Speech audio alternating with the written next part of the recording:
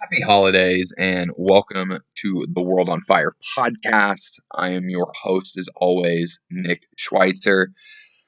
So, obviously, sound a little bit different. I'm a little under the weather, fighting off a cold. Luckily, I'm in a good spot today. My voice is just a little hampered thanks to some coughing.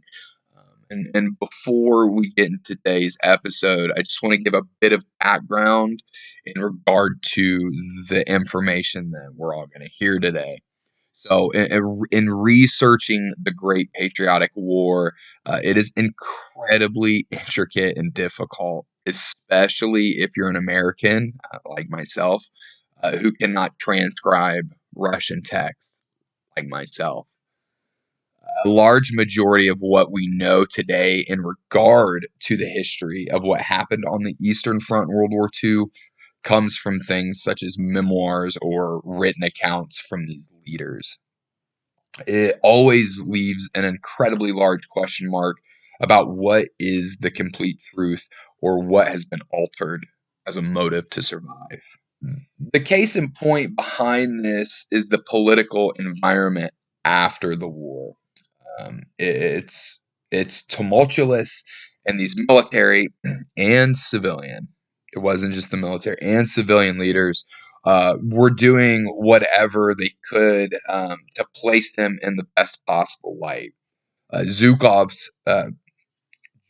memoirs are fantastic to read. If you have not, I highly suggest it. However, they are his writings, and ultimately they're his account.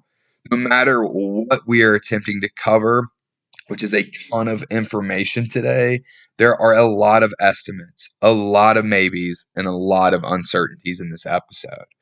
I am also going to give an apology up front, as I am aware that I have butchered names of people and cities in the Soviet Union. I will certainly make sure that I make a better attempt in this episode. I also wanted to give a real quick shout out and a thank you to Professor Dr. Don Bond from Arizona State University for taking time to really just help me filter through the information, help explain it to me, help give me a better understanding. While he was not directly involved in the research for this, he was a massive component and a mentor for me in this episode, especially expanding my horizons within the Eastern Front. Dr. Mon is a distinguished professor. He's done academic book reviews, articles, journals in regards to the history of the Great Patriotic War. I consider him very much an expert in this situation. And on top of so obviously to him, thank you. On top of that, I have lied to all of you. There will be 100% a third part in this series on Zhukov and his post-war life. So much takes place during the 4 years of the war with Nazi Germany that it's seriously a disservice to the guy to say, okay, well, we've got 15 minutes left in the episode. Let's cram the remainder of his life. I feel like that's unfair to history. It's unfair to him, and it's unfair to all of you as the listeners. So we're going to do a third episode on this. So with that, welcome to the second part in our history on Zhukov and his fight against Nazi Germany.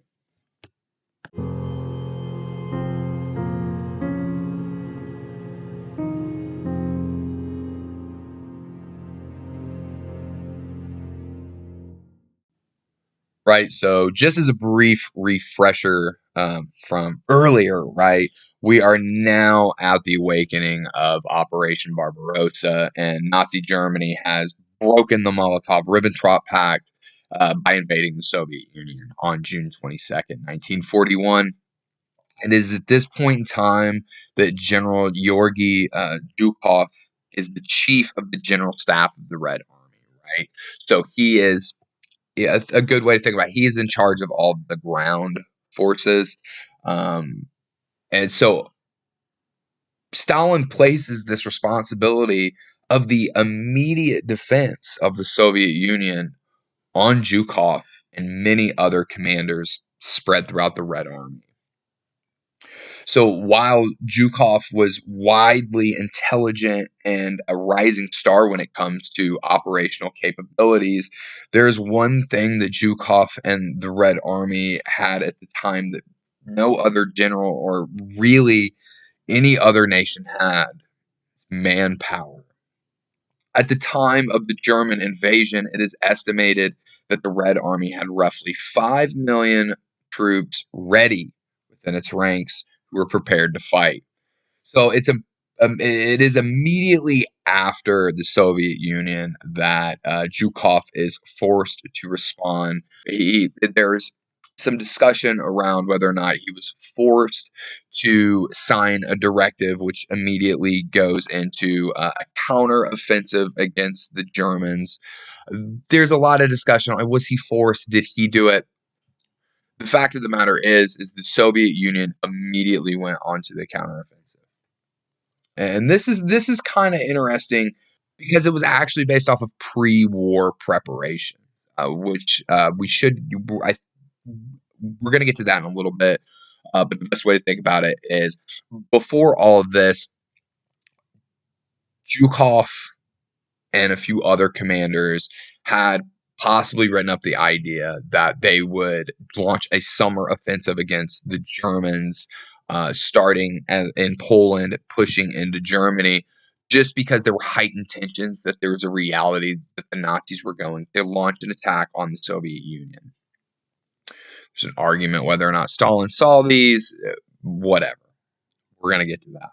However, this directive of the counteroffensive is based off of a pre-war strike, if you will. So the plan's not going to work how you want it to. So now that this whole war has opened up, the limelight is now at this point completely taken away from Joseph Stalin, and it's placed on his commanders. This is weird, right? It's the war. It's the nation's leader. Why would the light be taken off of him? We think about us in the United States, FDR, fireside chats, blah blah blah. We got Winston Churchill on BBC talking. We discuss all these world leaders who were actively they were the face of the nation. Joseph Stalin kind of drew himself back a bit, and the media, if you will, redirected their attention.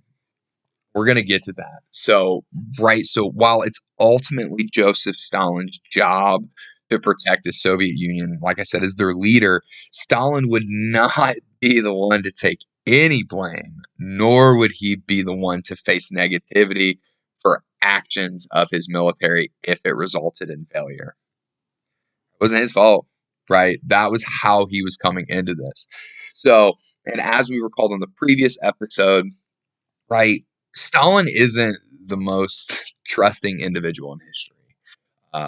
As we learned through the purges, anyone that he deemed a threat, whether they were a serious threat or a hypothetical threat, they were a threat.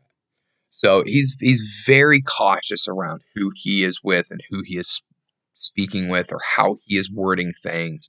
And some of the memoirs that we've read, it's quite eye-opening to hear how he was during meetings. He was very redirective, and we're going to get into that a little bit more. I'm kind of getting off track here a little bit. And it is this kind of like distrust that drives a wedge between Stalin and Zhukov. So while Zhukov would not be a man to sit down and take blame for something that he would be forced to do, right? This was something that through research we see that Stalin's just a deflectionist.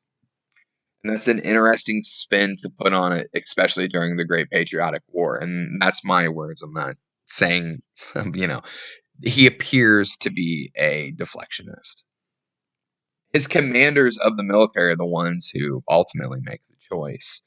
If Zhukov says he likes the plan, then let's go with it. Right? We're going to go with that plan. Zhukov's plan is Zhukov's plan. That way, if it fails, we know exactly who to blame. So in late July of 1941, Zhukov, using a general's mindset, right, is fearful of the Germans completely encircling his forces at Kiev. He would then meet with Stalin to discuss the retreat of those forces in order to create more of a prepared defense within the heart of the Soviet Union. That conversation gets Zhukov sacked, right? Gets him fired as chief of the general staff and of the Red Army, and he is sent to be the commander of the reserve front, right? So, but okay, Nick. Well, why did he get sacked? Well, Stalin always wanted to keep the pressure on the Germans. We have to understand. We have to understand that. Did Hitler serve in the military? He sure did. He was a corporal, though. Stalin served in military leadership positions during the Russian Civil War, right? He's got more experience. He, at least in a way, knows what he's talking about. And I think that is important. For him, in his mindset of what he knows from fighting, it's keep the pressure on. You take the pressure off, what happens?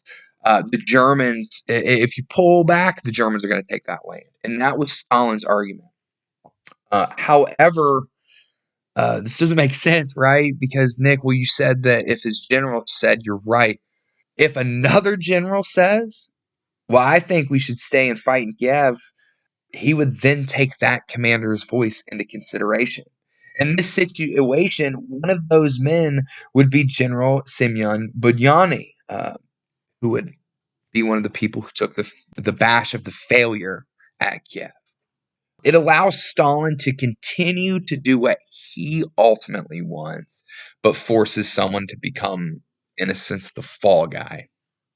So, as 1941 ticks on, the Germans push further and further into the Soviet Union, inching closer to their goal of Moscow. However, now in charge of the reserve front, Zhukov would begin to give the Red Army tactical victories across that front. So in late August, Zhukov would prepare a counteroffensive of Smolensk, which had been lost in the initial invasion. As the German Fourth Army hunkered down in the city, over 100,000 Soviet troops would launch their assault on, I'm going to butcher this word, Yelnya, I believe is the name of the city. Anyway, they would assault across it by maneuvering in a pincer to squeeze the German forces together, right? So a pincer is, think of a lobster claw, right? A pinch, right? Your main hot points are the sides, not the front. So they're squeezing the German forces together, and by doing that, the Germans were unable to protect their flanks any further and would be forced to withdraw on the 8th of September. 2 days following his victory at Smolensk, Zhukov is once again moved and is to be the commander of ground forces during the siege of Leningrad. And I thought about going into some great depth here about the Battle of Leningrad and the Siege of Leningrad. However, to touch on a few reasons of why this city is important. Number one, it's the name of the city, right? It holds the name of their founding leader. Number two is the city is populated with roughly 3.5 million civilians. Even in modern times, that's a pretty large population for a city. Now, I understand there's cities that have much more. I'm just saying, right? The biggest city in the state that I live in here in the U.S. does not have 3.5. So by time the fighting begins within Leningrad, the Soviets are not only faced with defeating the 250,000 attackers, but they still have about 1 million civilians in the city that they would need to get out.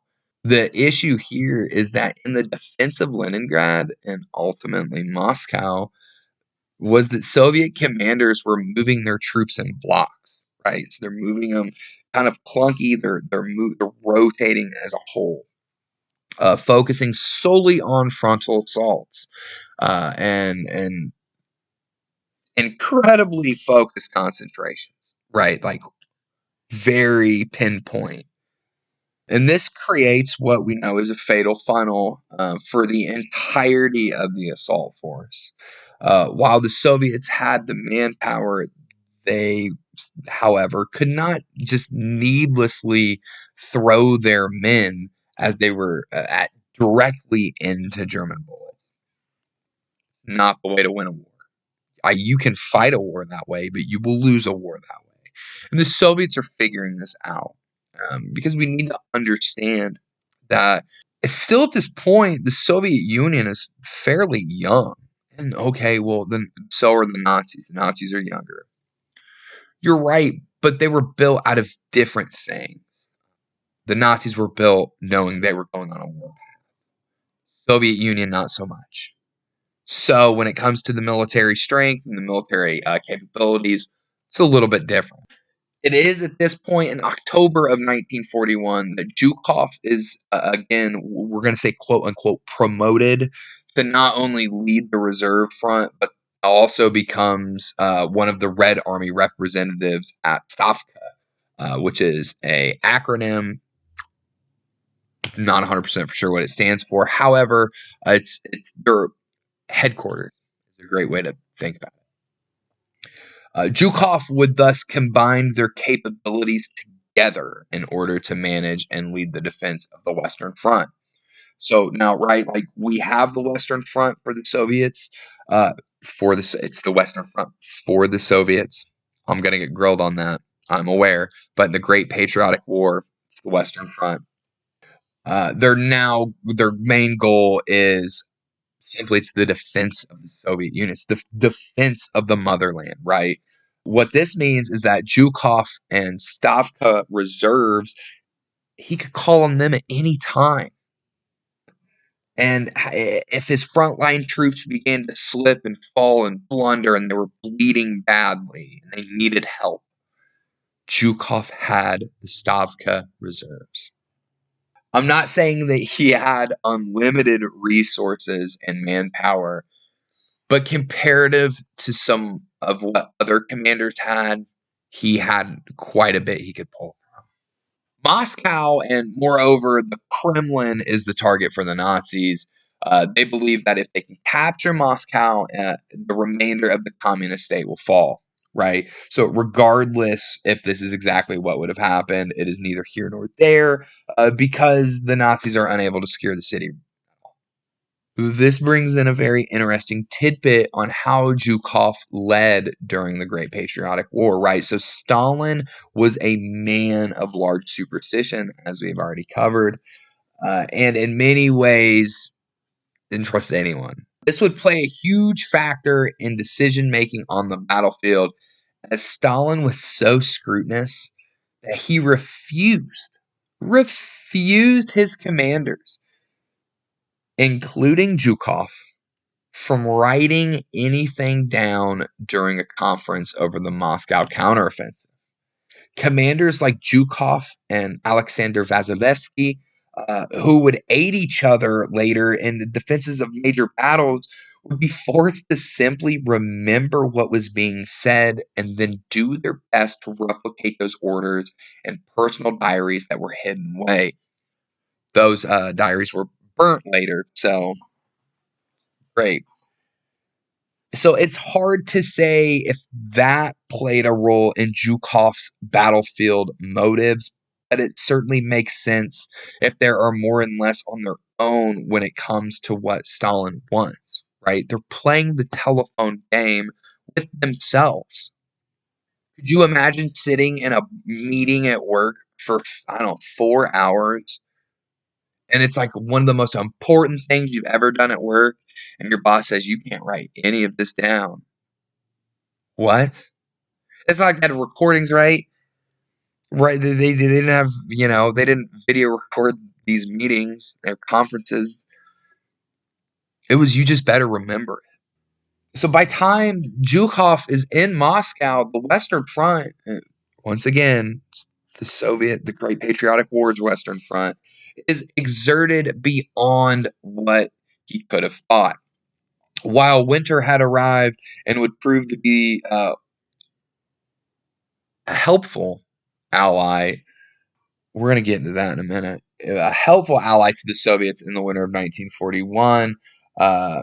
High counteroffensives at Moscow were just simply too much, and on the 9th, he would issue a directive telling his commanders that they were to cease these frontal assaults at once, and if they were to attack, they would need to maneuver and fight from a flank.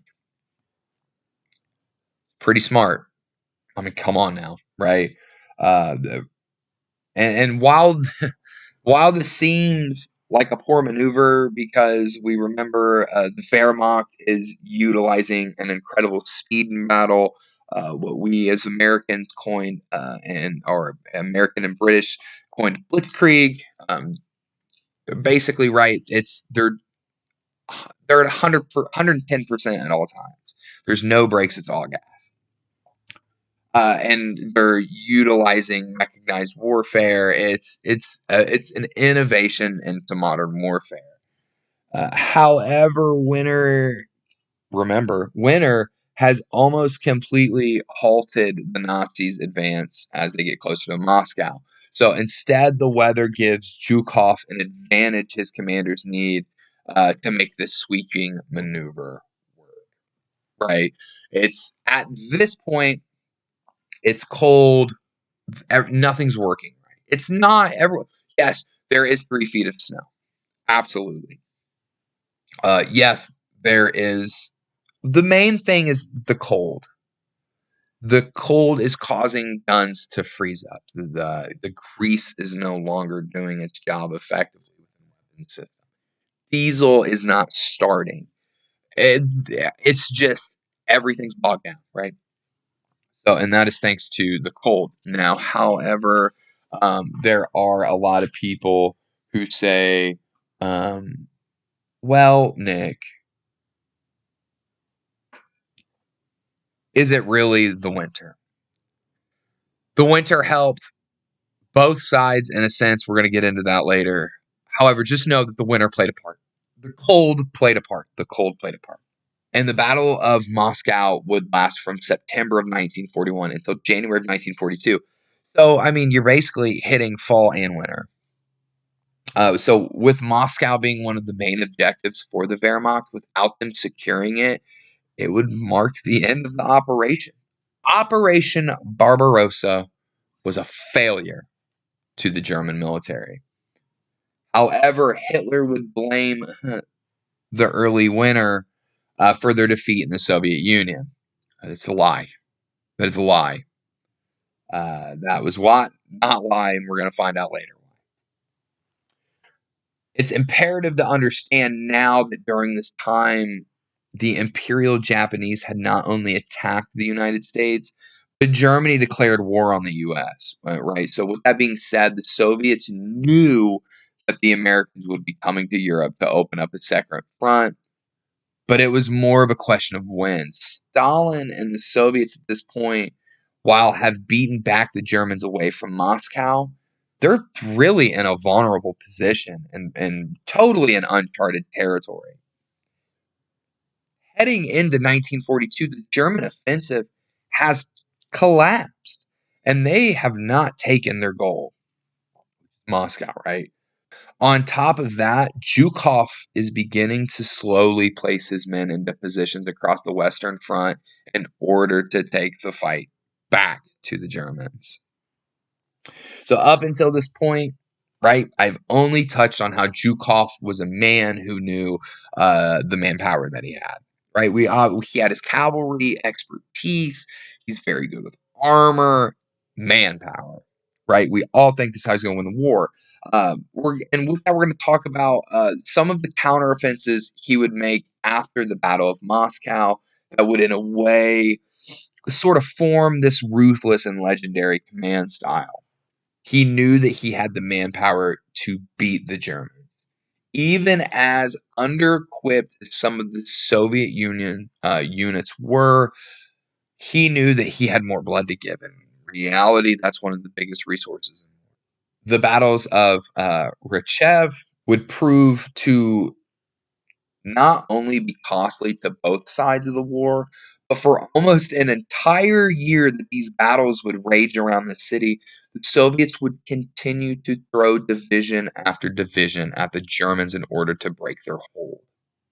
We tend to hear that this battle and grossly most of what we know as the Eastern Front to be a total meat grinder.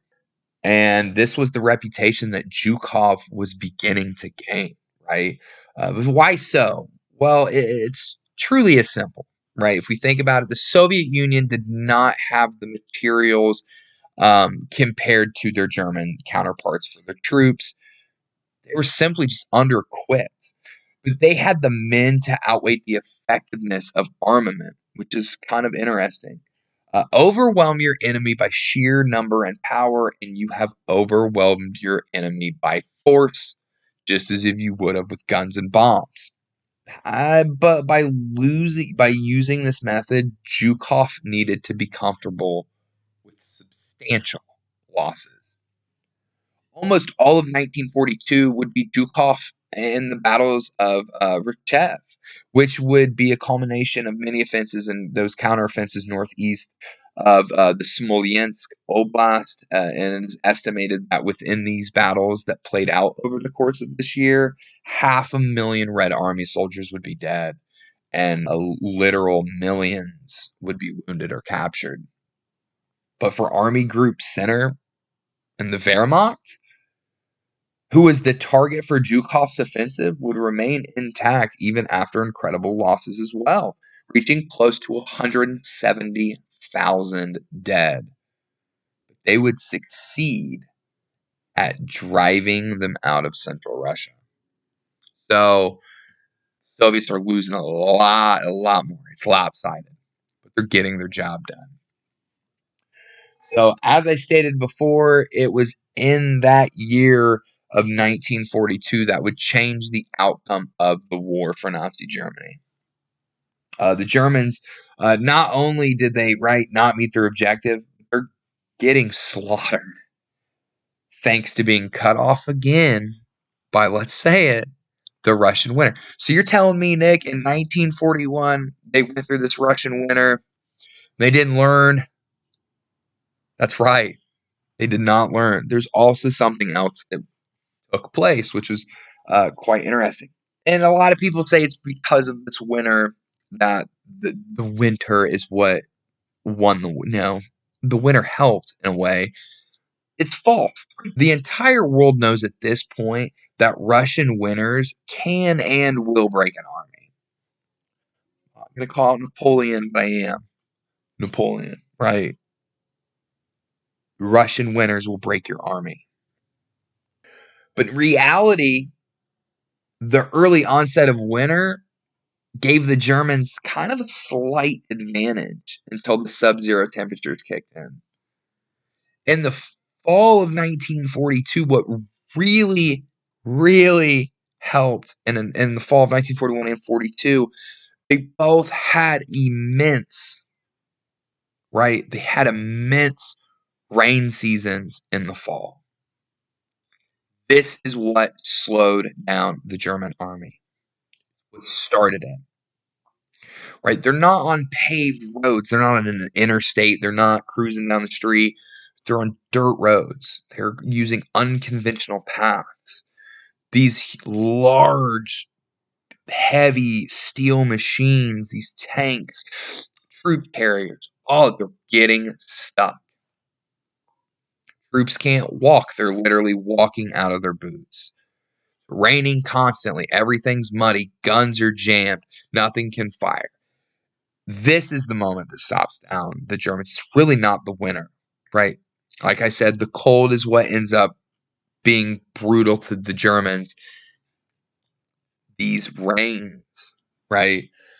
It's not until winter, right?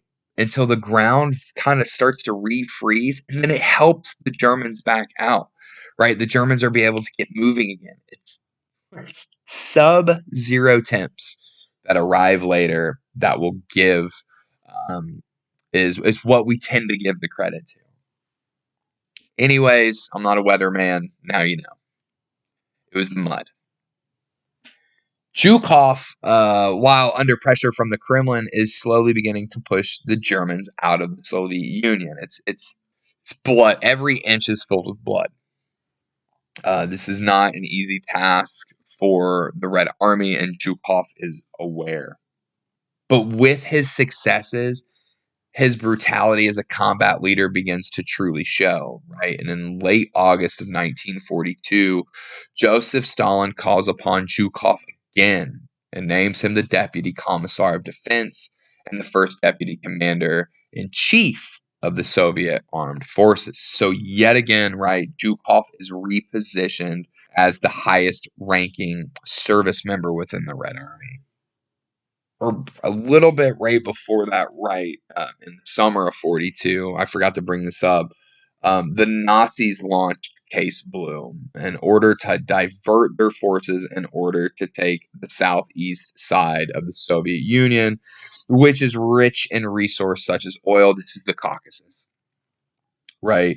And this moment changes the war. It now changes to a war of attrition. Well, it is clear that the Soviets were not going to be easily defeated as if they had thought. The Germans needed to play the long game and attempt to beat the Soviets by using time. Their first objective would to sustain their military prowess, and you can only do that if your military is moving functionally.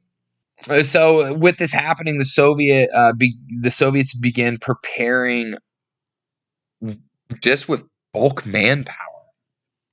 During this battle, seeing that taking the Caucasus region is not going anywhere again and is not as fast as he had thought, Hitler makes the decision to split Army Group South and takes General Paulus of the German Sixth Army to push the Soviets back across the Volga River in Stalingrad. By doing so, the Germans make an incredibly fatal mistake in separating their armies so far away from each other that they simply cannot provide protection for each other. They can't be called upon. They're too far away. In August, not only does Paulus make it to the Volga north of Stalingrad, but Zhukov moved to Stalingrad to head the ground defenses in the city. So we have two great commanders getting ready to fuck off. We're going to fight each other. In something that the Germans have really never done, which is room to room, building to building, factory to factory fighting. The Nazis don't really have a ton of experience in this. The Soviets, however, are a little bit more in tune with this. This is a great advantage for the Soviets. And it's really important to understand about Stalingrad, right? He gives the direct order that Stalingrad will not fall. The defense of the city was imperative to the survival of the Soviet people. Oh, now we know Zhukov is going to trade land for blood, no matter what.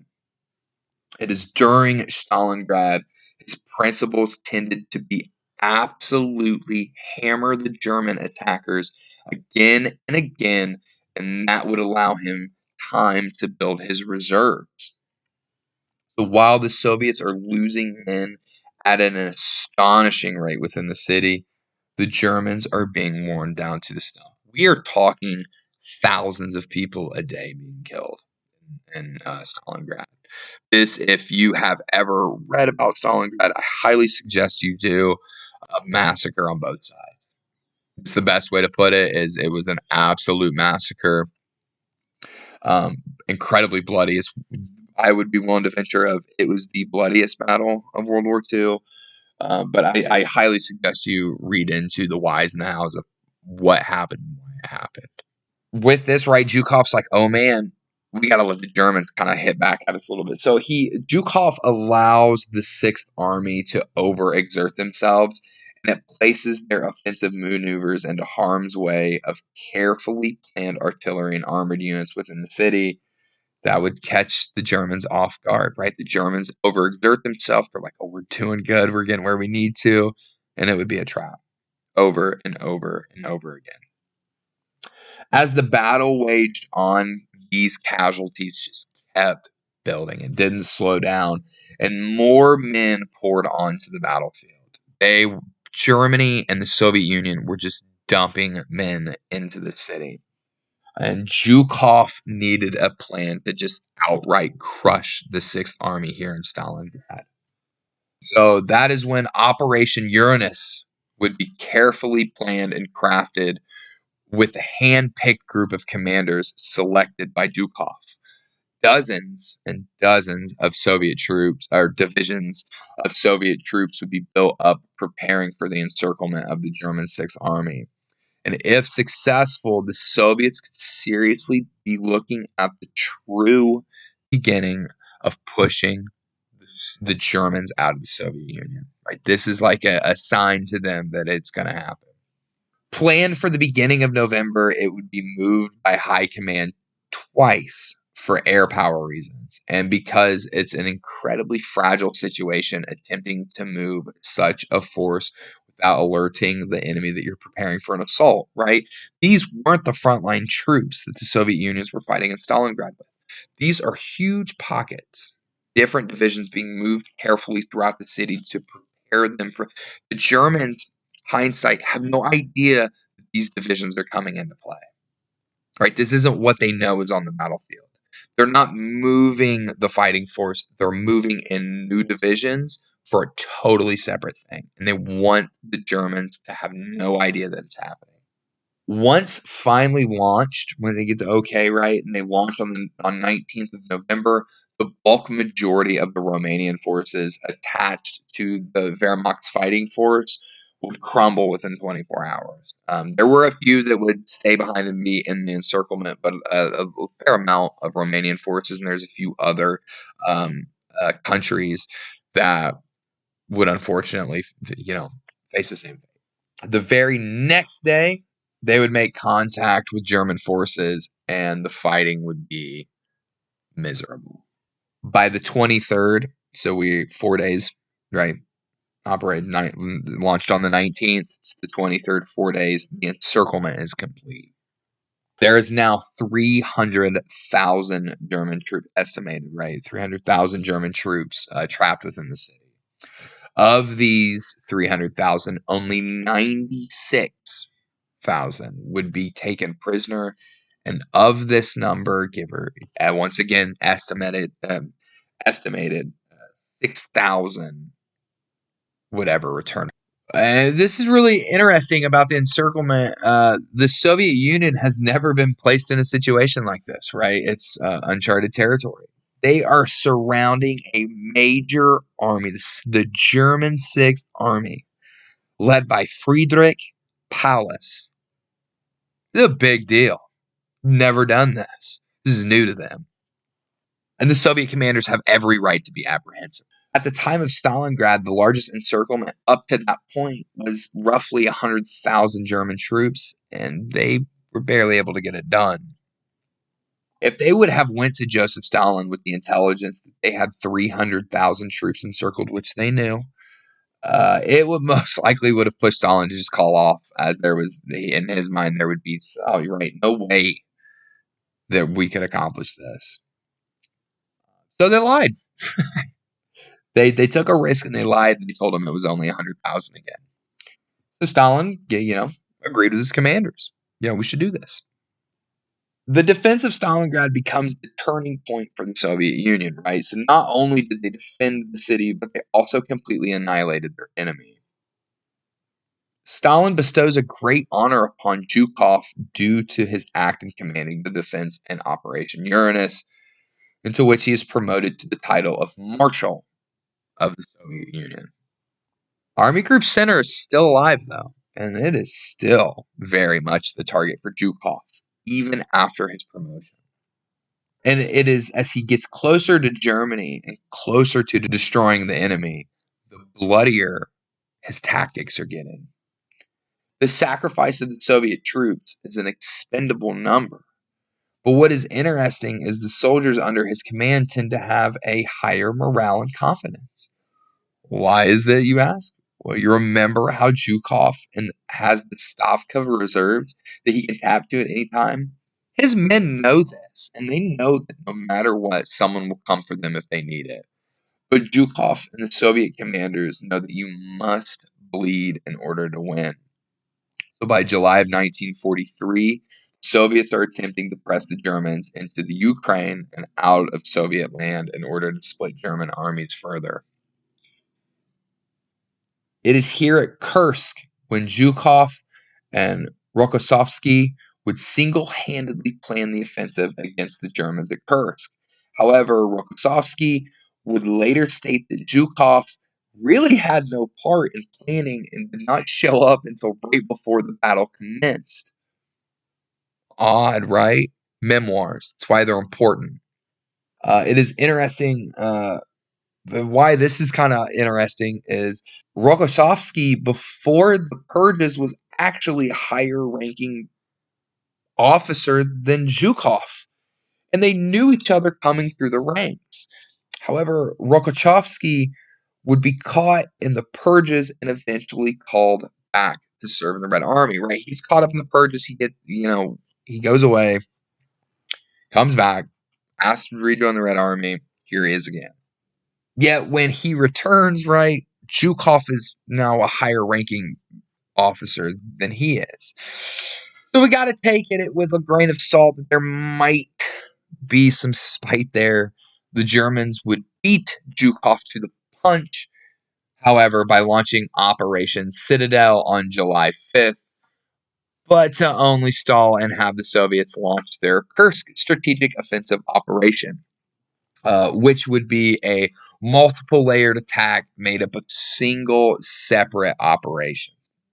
Right? They a bunch of it was just multi-layered. It was a here's the big picture, here's each operation is going to get us to it. Now, initially this was a very neck and neck fight, and it appeared that Zhukov would once again need to wage a war of attrition against the Germans to beat them at Kursk. So, right, what is Kursk, right? It is one of the largest armored battles of World War II. And as we remember about Zhukov, he loved and appreciated the roles of armor in battle. The Soviets had one of the greatest minds to lead one of the largest tank battles. Well, all of this is taking place, right? Anyone catch the date? Right? The Americans launched their invasion on Sicily, which truly helps solidify that the Soviets are going to win at Kursk. And so for Zhukov and Rokossovsky, this is great, right? This is a fantastic victory for them, and it's huge for the Red Army. And so Hitler now has to start maneuvering troops. He has to create a balance. And this is because he knows that the West is coming too, right? The Americans and the British are coming. By fall of 1943, Zhukov initiates his troop movement sweeping across the Ukraine all throughout the spring of 1944, which is preparing his troops for the offensive in the Belarusian area. In spring of 1944, Zhukov and the Soviet Union is planning on how they're going to encircle the main elements of, you guessed it, Army Group Center, and finally crush Zhukov's enemy. With the impending and promised second open front by the Western Allied forces, Stalin knew that he had no time to waste once it was opened. Right, so we know the Americans, the Canadians, and the British landed France on June 6th. On June 22nd, ironic, on June 22nd, the Soviets launched their largest operation against the Nazis aimed at pushing them up against the wall in Poland. This is Operation Bagration. It's not Bagration. I've heard this a few times. Bagration is how it's spelled. It's Bagration. Anyway, well, what is this Operation Bagration? Well, it's 1.6 million Soviet troops facing off against 500,000 Germans. After 2 months of fighting, rough numbers here, estimates, 28 of the 34 divisions of Army Group Center had been 100% destroyed, leaving the Eastern Front in shambles with an army that could no longer hold its lines. This would be the largest military loss in German military history. The Nazis are now completely out of the Soviet Union, and the Soviets begin their march into Poland. By the 23rd of August 1944, Zhukov is now preparing the Belarusian front for their march to Berlin. Now, after Bagration, the Third Reich will in fact fail. As Zhukov's men are approaching the German border, he reminds his men of the brutality and death their people have faced at the hands of the Germans. He has them remember the women and the children killed, raped at the hands of these Germans. He tells them to not forget as they march westward.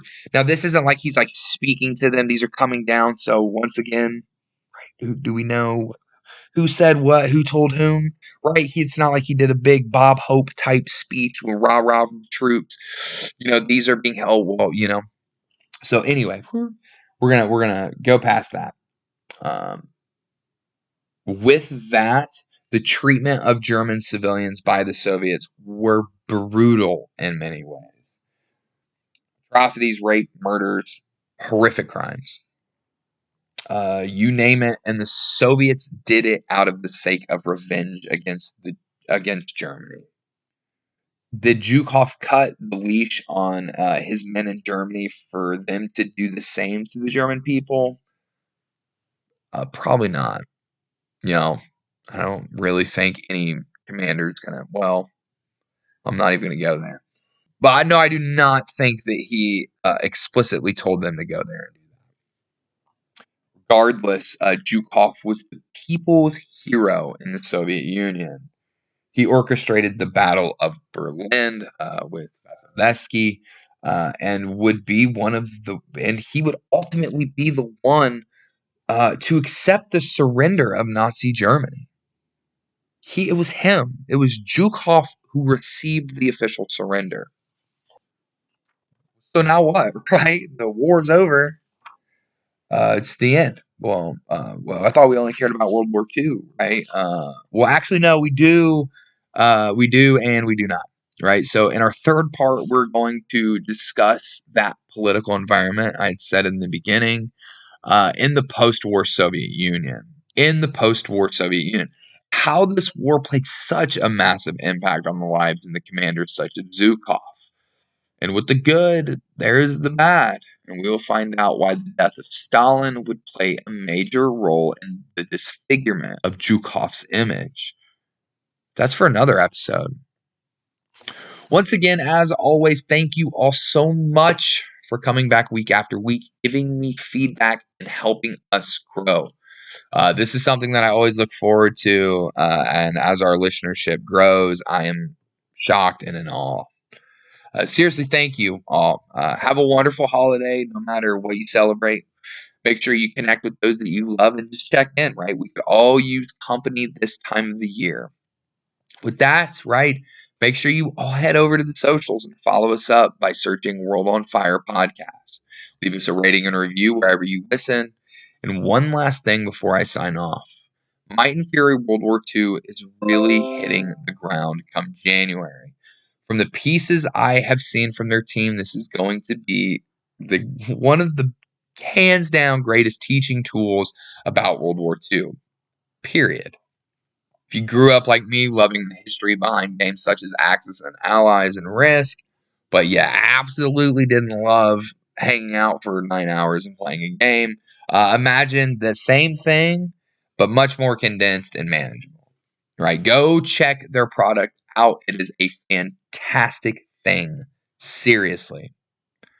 Go check it out. I know I will be buying more than one for our local schools in my area, and I will also be buying one for myself. What I find to be incredibly cool about it is that the figurines, who are of all the world leaders during the war, or just a gray finish, which is going to allow you to decorate your characters in any shape or form you would like. It's customizable. That's sweet. Anyway, their link is going to be in my show notes. Please go check them out. Once again, thank you all. Happy holidays. Enjoy and be safe. And I will really see you all next year.